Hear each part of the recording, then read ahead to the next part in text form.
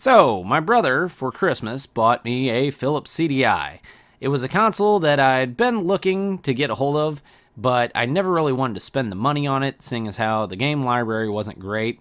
Notably, the Nintendo licensed games that were on there weren't awesome. I'm sure you've heard about that. The notorious Link games and their terrible FMVs. However, it's a console I still wanted. I basically want every obscure console. But anyway, my brother is nice enough to get a hold of one for me. What's great about the CDI, give or take, is the fact that this console looks a lot like a CD player.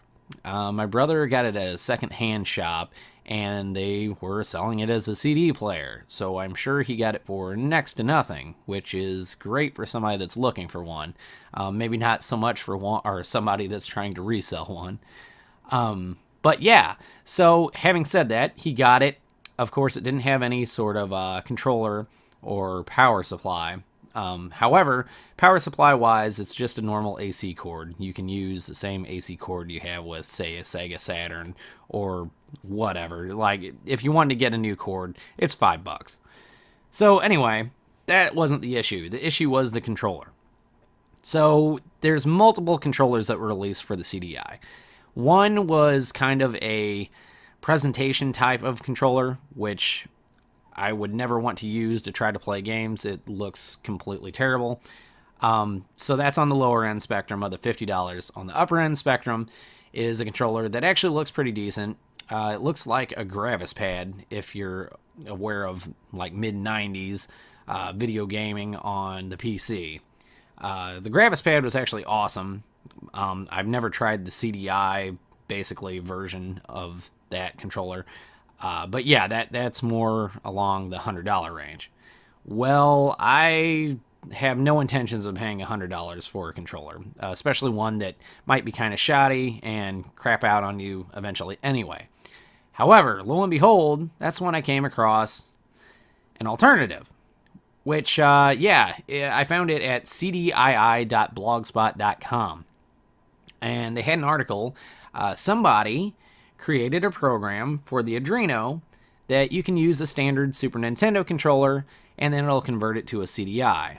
So that is awesome. Whoever made this, which I really need to look their name, I need to give them a big shout out. Okay, so yeah, it was a French developer. He's got a video on here too. Definitely check it out just because of his work. I'm not taking credit for his work. However, I did the project myself, and man, oh man, is it awesome. So yeah, you just plug in your Super Nintendo controller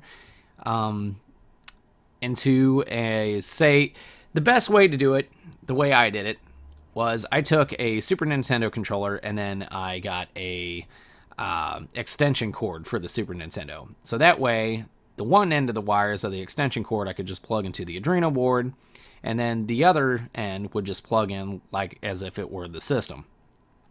You could technically just cut off the end of a Super Nintendo controller and wire it into the board itself, but then you're just stuck with that single controller, and it's much easier just to have one that you can pop in and out. And then on the other end of it, you can, at least this is the way I did it, I took a mini DIN male connector and then went and used what was left of that Super Nintendo extension cord, and then took that, and then I went to the Adreno board with the other side of it. But yeah, as far as lag goes, as far as I can tell, there is zero lag. I mean, there's got to be some sort of lag because it's essentially a translator. But yeah, it's nothing that is noticeable. I will say that much. I'm very susceptible to lag, and there is almost none that I could detect. I'm sure if you ran it through some tests, I'm sure you could find some sort of lag, but it's nothing that is going to be too crazy anyway. Yeah, so I decided to make my own, of course, of this. He gives a whole instruction on how to do it. He's got a GitHub, and you can make one yourself. I would not stop anybody from trying to make one themselves. But if this is something that you guys would be interested in, I would be more than happy to make one for you.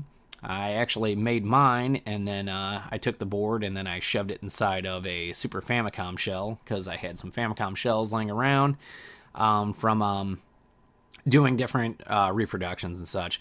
That particular one was from Wild Tracks, that I took the Wild Tracks board and then I converted it over into a Super Star Fox 2. So yeah, might as well use what you have laying around, right?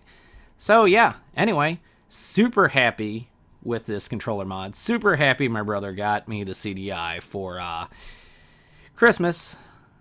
And yeah, the only other thing that I need now is there is a chip on the CDI.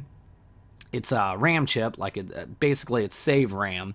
Unfortunately, inside the chip is the battery for it. So you either have to grind out the top of the chip to get to the very tiny battery, which I'm not doing, or buy a replacement battery or a replacement chip, which is going for, I looked it up on eBay, is like $10. So I got that coming.